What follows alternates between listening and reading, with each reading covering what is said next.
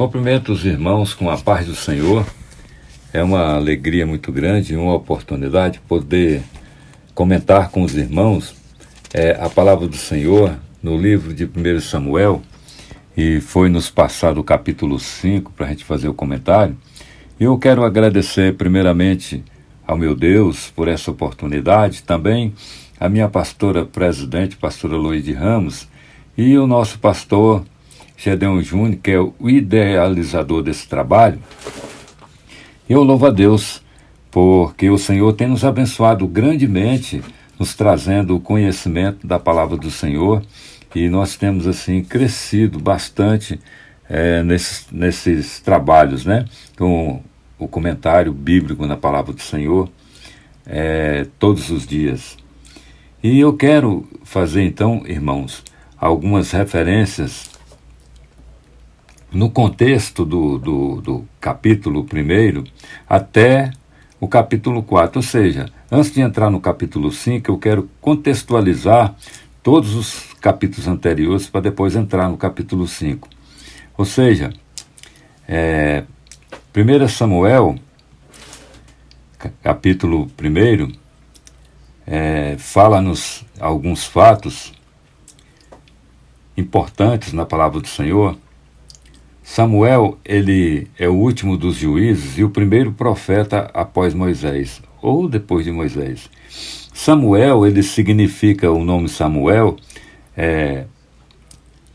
Deus, nome de Deus ou ouvido de Deus. Samuel viveu em tempos difíceis porque o povo se afastava de Deus quando não tinha juiz. Porém, Deus levantava juízes e o povo voltava. Então havia uma clareza imensa no titubear do povo de Deus. Ele foi, Samuel, o último dos juízes e assim o primeiro de uma linhagem de profetas. Tinha, sendo filho de Eucana, o qual era casado com duas mulheres, Penina e Ana. Interessante que 1 Samuel, capítulo 1, versículo 1 e versículo 2, a palavra do Senhor nos diz assim: que houve um homem em Ramataim, Zofim, da montanha de Efraim, cujo nome era Eucana, filho de Jeroão, filho de Eliu, filho de Tol, filho de Zuf, Efrateu. E este tinha duas mulheres, o nome de uma era Ana e o nome da outra Penina. Penina tinha filhos, porém Ana não tinha filhos. Portanto, amados irmãos, Ana, ela tinha amargura no coração, exatamente porque Penina dava à luz filhos e ela não tinha filhos.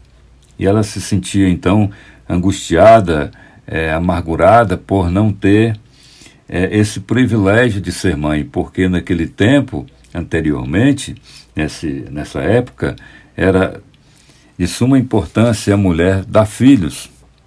Porém, o ventre de Ana, ele estava cerrado, né? Não tinha como ela dar à luz filhos. Porém, este homem, Eucana, ele subia todos os anos até a cidade para sacrificar ao Senhor dos Exércitos em Siló, onde estavam os sacerdotes do Senhor, Ofni e Finéia, os dois filhos de Eli. E sucedeu, portanto, amados irmãos, que Ana, ela foi até o templo nessa ida em que foi com Eucana, e ela subiu ao templo para poder orar e buscar ao Senhor, e ela foi com amargura no coração, e ali ela abriu seu coração diante do Senhor, e ela não conseguia nem sair som, apenas ela falava com seus lábios. E tendo assim, o profeta Eli, tendo Ana como uma mulher que estava embriagada, mas porém, ele perguntando a ela se ela havia bebido, e ela disse que não, que o que estava acontecendo com ela era a amargura e tristeza de coração. Porque o sofrimento de Ana era algo assim extremamente difícil, né, irmãos? Ver a sua rival, a outra esposa de a outra esposa de Elcana, a qual dava filho. Porém, ela desprezava Ana e também ela maltratava Ana, zombava de Ana porque ela não tinha filhos. Mas Deus, amados irmãos, é o Deus que pode todas as coisas.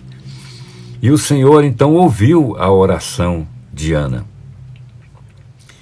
E ela então, após essa oração e o sacrifício que foi feito naquele ano, voltando eles para casa, Deus então abençoou a Ana, ela concebeu e teve um filho. Mas ela fez uma promessa que ela daria esse filho, se o Senhor concedesse a ela um filho, ela o entregaria para que ele servisse ao Senhor todos os dias de sua vida na casa do Senhor. Então Ana, ela no capítulo 1, versículo 26 e 28, a palavra do Senhor nos diz que Ana, e disse ela: meu Senhor, viva a tua alma, meu Senhor, eu sou aquela mulher que aqui estive contigo para orar ao Senhor por este menino. Orava eu, e o Senhor atendeu a minha petição que eu lhe tinha feito. Por isso também ao Senhor eu o entreguei por todos os dias que viver, pois ao Senhor foi pedido, e adorou ali o Senhor. Portanto, Ana, ela traz um cântico de alegria por haver sido mãe e entregou então aquela criança, cujo nome era Samuel, e ele foi consagrado, entregue para o serviço do Senhor. E quando, amados irmãos, nós começamos a, então, entender o capítulo, a partir do capítulo 2, o versículo 1, então Ana, ela orou e disse: o meu coração exulta ao Senhor, o meu poder está exaltado no Senhor. A minha boca se dilatou sobre os meus inimigos, porquanto me alegro na tua salvação. Não há santo como o Senhor, porque não há outro fora de ti. Rocha nenhuma há como nosso Deus. Louvado seja o nome do Senhor. Portanto, amados irmãos, a gente vê a dedicação de Ana, o quanto é extremamente lindo e importante no ensino para todos nós, a dedicação e a busca na oração por algo que nós necessitamos diante do Senhor. Não adianta ficarmos lamuriando, reclamando, mas nós temos que falar com o Senhor, porque a oração é o momento em que nós falamos com Deus. E quando lemos a Bíblia, é o momento em que o Senhor fala conosco. Portanto, amados irmãos, quando nós adentramos na história, que vamos ver aqui no capítulo 2 e também do versículo 6 ao versículo 9, a palavra do Senhor nos diz assim: o Senhor é o que tira a vida e a dá, faz descer a sepultura e faz tornar subir dela. E o Senhor empobrece, enriquece, abaixa e também exalta. Levanta o pobre do pó e desde o esterco exalta o necessitado, para o fazer assentar entre os príncipes, para fazer herdar o trono de glória, porque do Senhor são os alicerces da terra, e assentou sobre eles o mundo. Os pés dos seus santos guardará, porém os ímpios ficarão mudos nas trevas, porque o homem não prevalecerá pela força. Não é pela força, irmãos, mas é o Senhor quem nos dá a capacidade de vencer. Portanto, amados irmãos, quando nós entramos no capítulo 2, a partir do versículo 12, a palavra do Senhor fala dos crimes dos filhos de Eli. Aqui mostra o desprezo dos filhos de Eli quanto às coisas ordenadas a serem sacrificadas ao Senhor. Não davam nenhum valor, como a gente vê no capítulo 2 e versículo 17, quando a palavra do Senhor diz assim: era, pois, muito grande o pecado destes moços perante o Senhor, porquanto os homens desprezavam a oferta do Senhor. Então havia, amados irmãos, um desvalor tão grande desses filhos de Eli quanto ao sacrifício, quanto às coisas que lhes eram ordenadas pelo Senhor para que fizesse como sacerdote no templo, na casa do Senhor. Então a gente vê, a partir de 1 Samuel, capítulo 2, a partir do versículo 18, fala sobre o ministério de Samuel. Porém, Samuel ministrava perante o Senhor, sendo ainda jovem, vestido com uma estola de linho, e sua mãe lhe fazia uma túnica pequena e de ano em ano lhe trazia, quando com seu marido subia para oferecer o sacrifício anual. E Eli abençoava a Eucana e a sua mulher e dizia: o Senhor te dê descendência desta mulher, pela petição que fez o Senhor. E voltavam para o seu lugar. Portanto, Deus, amados irmãos, é o que levanta e o que abate. Deus é o que honra aquele que honra o Senhor e que serve a Deus com integridade no seu coração. Aqui nós temos então, irmãos, o ministério de Samuel. O versículo 18, o versículo 19 e o versículo 26, quando a palavra do Senhor nos diz que o jovem Samuel ia crescendo e tornava-se agradável tanto para com o Senhor como também para com os homens. Portanto, Samuel ele era visto como homem de Deus. Ele dava o testemunho de um servo do Senhor. E nestes versículos mostram muito mais ainda o quanto os filhos de Eli eram maus perante os filhos do Senhor. Praticavam coisas terríveis, irmãos. Eles praticavam coisa perante os olhos do Senhor de uma forma terrível. Os filhos de Eli praticavam. Portanto, no versículo 27 até o versículo 29, fala da profecia contra os filhos de Eli, devido ao pecado tão grande que havia sobre a vida deles. O versículo 27 e o versículo 29 do capítulo 2, que diz assim: e veio um homem de Deus a Eli e disse-lhe: assim diz o Senhor, não me manifestei, na verdade, à casa de teu pai, estando eles ainda no Egito, na casa de Faraó, e eu o escolhi dentre todas as tribos de Israel por sacerdote, para oferecer sobre o meu altar, para acender o incenso e para trazer a estola sacerdotal perante mim. E dei à casa de teu pai todas as ofertas queimadas dos filhos de Israel. Por que pisastes o meu sacrifício e a minha oferta de manjares, que ordenei na minha morada, e honras a teus filhos mais do que a mim, para vos engordardes do principal de todas as ofertas do meu povo de Israel. Então era muito grande, irmãos, o pecado deles, e, segundo nos diz o texto na palavra do Senhor, o pai deles, Eli, concordava, sabia, mas não os repreendiam.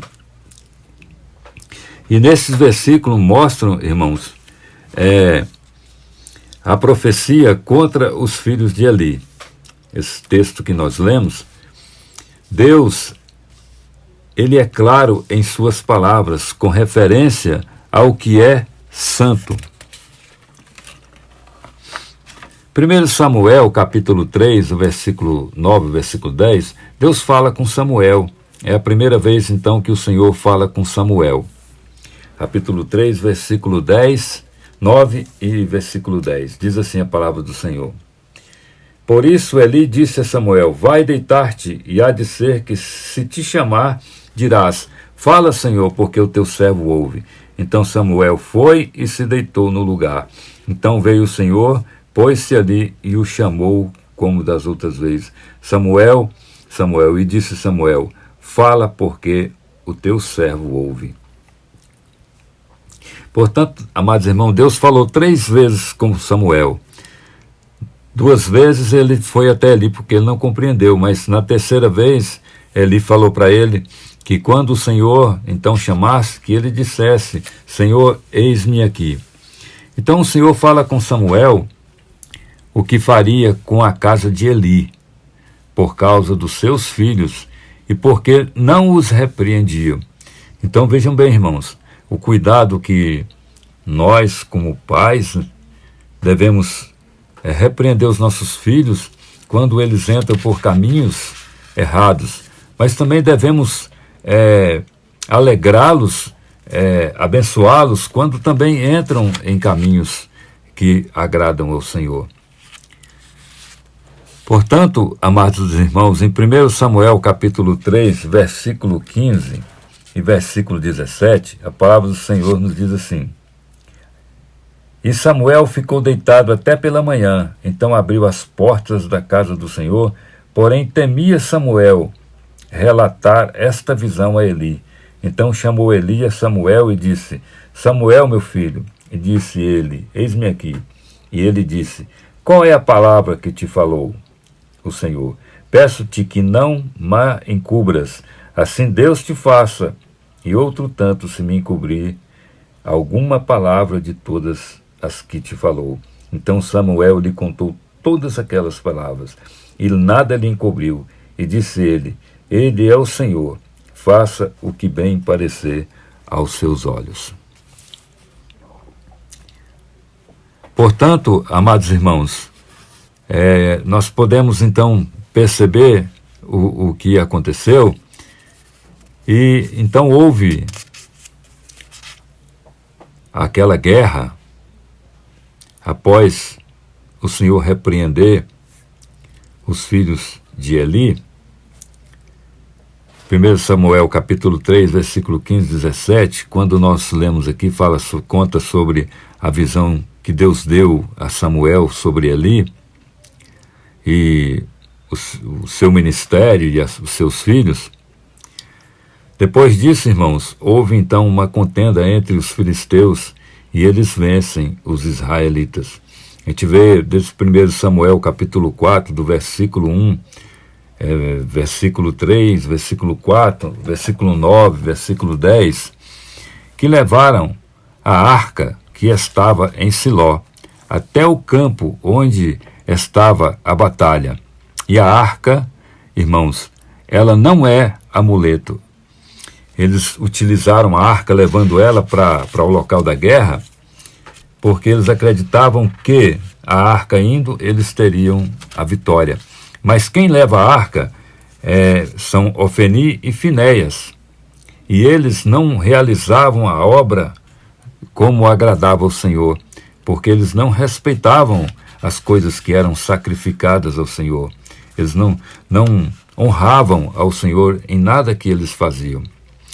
Então a gente lê capítulo 4, versículo 1, a palavra do Senhor diz assim: E veio a palavra do Senhor a Samuel, a todo Israel. E Israel saiu a peleja contra os filisteus e acampou-se junto a Ebenezer. E os filisteus se acamparam junto a Áfica. E os filisteus se dispuseram em ordem para a guerra, para sair contra Israel. E travada a batalha, Israel foi ferido diante dos filisteus, porque feriram na batalha, em campo aberto, uns 4.000 homens. E voltando o povo ao arraial, disseram aos anciãos de Israel: Por que nos feriu o Senhor hoje diante dos filisteus? Tragamos de Siló a arca da aliança do Senhor para o meio de nós, para que nos livre da mão de nossos inimigos. Portanto, enviou, pois, o povo a Siló, e trouxeram de lá a arca da aliança do Senhor dos exércitos, que habita entre os querubins. E os 2 filhos de Eli, Ofni e Ofinéias, estavam ali com a arca da aliança de Deus. Portanto, a gente vê, irmãos, que eles levaram a arca para o campo de batalha, acreditando que se a arca fosse, eles teriam a vitória. Mas, porém, os sacerdotes Ofni e Finéias, eles não andavam segundo os caminhos do Senhor. Então Deus queria, era na verdade, matá-los, porque eles não honravam ao Senhor. A partir do versículo 11, até o versículo 17, voltando também, irmãos, perdão, ao versículo 10 do capítulo 4, diz assim: então pelejaram os filisteus, Israel foi ferido, fugindo cada um para a sua tenda, e foi tão grande o estrago que caíram de Israel 30.000 homens de pé. Veja, irmãos, como foi terrível a quantidade de pessoas que pereceram, exatamente porque estes homens que representavam as coisas de Deus não andavam segundo os propósitos de Deus, nem segundo a vontade do Senhor. Por isso Deus permitiu esse castigo sobre eles. Ofni e Finéias, irmãos, eles morreram. E um homem de Benjamim correu e contou a Eli sobre seus filhos, e que a arca de Deus havia sido levada pelos filisteus. Então aconteceu aí, amados irmãos, nessa passagem, a partir do capítulo 4, versículo 18 até o versículo 22, que eu vou ler com os irmãos, fala da morte de Eli e da mulher de Finéias, que diz assim a palavra do Senhor.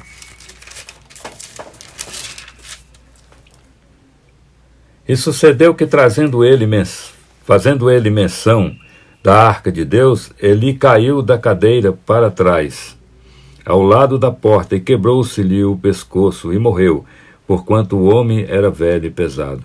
E tinha ele julgado Israel 40 anos, e estando sua nora, mulher de Finéias, grávida e próxima ao parto, e ouvindo estas notícias de que a arca de Deus era tomada, e de que seu sogro e seu marido morreram, encurvou-se e deu à luz, porquanto as dores lhe sobrevieram. E ao tempo em que ia morrendo, disseram as mulheres que estavam com ela: não temas, pois deste à luz um filho. Ela, porém, não respondeu, nem fez caso disso.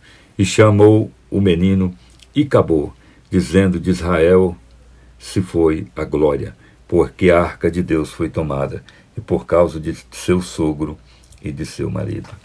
Portanto, amados irmãos, veja que situação se encontrou Eli, com sua nora, seus filhos, todos morreram, porque não fizeram as coisas de acordo com a vontade de Deus.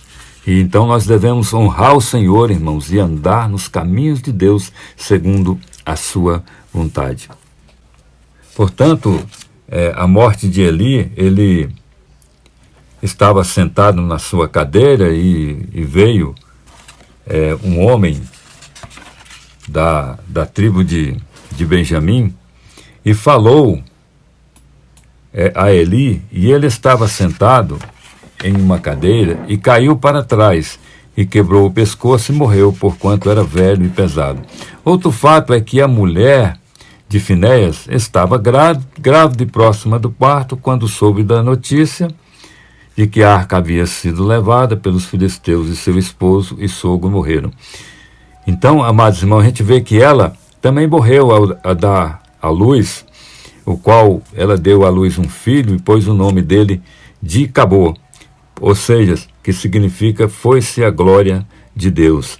E a mulher disse mais: de Israel a glória é levada presa, pois é tomada a arca de Deus. Portanto, então aí, irmãos, nós vamos entrar agora no capítulo 5, e eu quero comentar hoje do versículo 1 ao versículo 2, que fala sobre a arca de Deus na terra dos filisteus, e a qual causa-lhes aflições. O versículo 1, os filisteus tomaram a arca de Deus e a trouxeram de Ebenezer a Asdod. Ebenezer significa até aqui nos ajudou o Senhor. Em 1 Samuel, capítulo 7, versículo 12. E é o nome de uma aldeia de Efraim. E Efraim são descendentes de José, filhos de Jacó, onde os filisteus derrotaram os israelitas. Sabemos que, segundo a Bíblia, nos relata que os filisteus, arqui-inimigo dos israelitas, eram um povo estrangeiro que estabeleceram em 5 cidades: Asdod, Ascalão, Ecrom e Gate, hoje região do sul de Israel e faixa de Gaza. E colocaram a arca de Deus na casa de Dagom, em Asdod, e a puseram junto de Dagom. Estavam os filisteus provavelmente muito alegres, pois haviam vencido o povo de Deus, os israelitas, e trouxeram a arca de Deus como despojo de guerra, colocando a arca junto a Dagom, Deus dos filisteus. Era um Deus venerado por eles, pelos filisteus. O nome Dagom, ou Dagan-Takala, houve vários estudos trazidos pelos nossos pastores sobre os deuses dessas nações pagãs. Eles consideravam uma vitória, atribuindo a conquista da arca ao seu deus Dagom. Portanto, irmãos, veja esses fatos que aconteceram, onde colocaram a arca do Senhor, e eu quero agradecer aos irmãos por esta oportunidade hoje, e amanhã eu quero retornar, concluindo o capítulo 5, no contexto histórico, e agradeço a todos, e todos fiquem com a paz do Senhor.